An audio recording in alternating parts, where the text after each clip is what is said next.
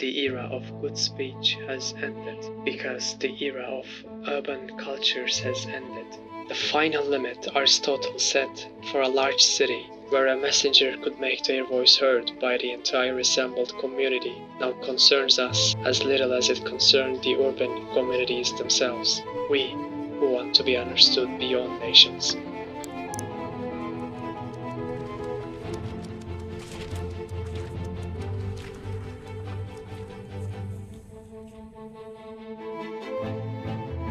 No.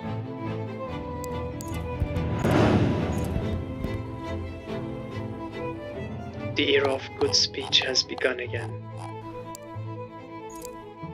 and the era of good writing has ended. Germans, when they speak of such opening and closing eras, are very much mistaken.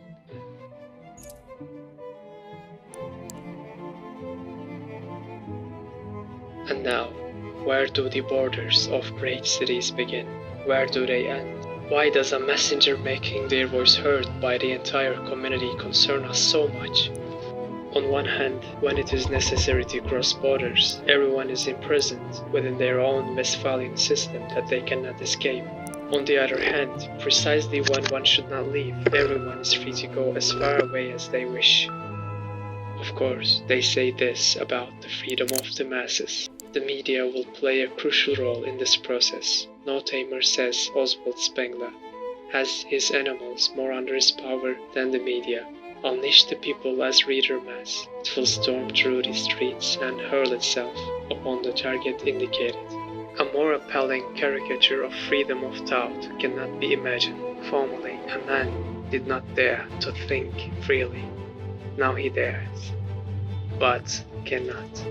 His will to think is only a willingness to think to order, and this is what he feels as his liberty. If the era of writing ends, how far back will people be forced to return all at once? So much so that, while writing expands forms of its existence, according to the Austrian Empire's envoy to the Ottoman Empire, Turks, who were said to be more adept than anyone at adapting Western inventions like cannons and mortars, refused to accept the printing press or the clock. They believed that if the Quran was printed, it would cease to be the book, and that if clocks were introduced into their lives, the power of the muezzins and their traditional religious rituals would be weakened. But these things changed. Magazines were published, writings were written. Thus, the conditions and requirements for being influential were understood. On one hand, being influenced by being influential, and much later realizing that the medium is the message itself.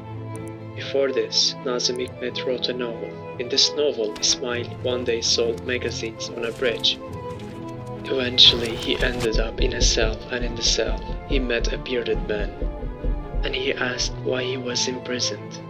He replied, "They say we printed and sold the Quran in Arabic script."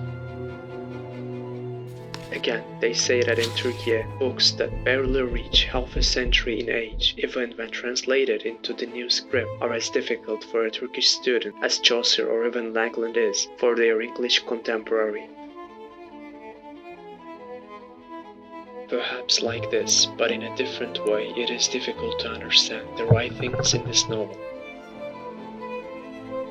Because in the past they refused to accept the printing press. Later, however, it was banned.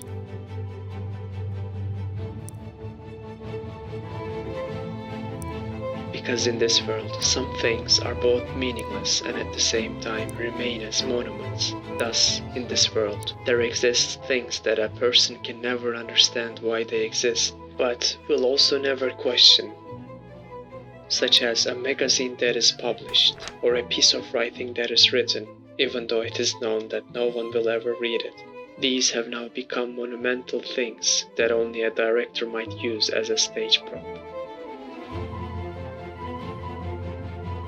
Thus, while people are influenced by being influential and define their identity through self-censorship, just like a poet who decides how to think based on a rhyme, the fact that favorability and familiarity create a uniformity in human forms is why the messengers who are made indistinguishable through mediums can make their voices heard by the entire community concerns us. We who do not want to be understood beyond nations, because we want to exist within something only as much as we can move away from it, and we can move away as much as we wish from what we are in. Thus we can see the never-ending cycle of opening and closing eras.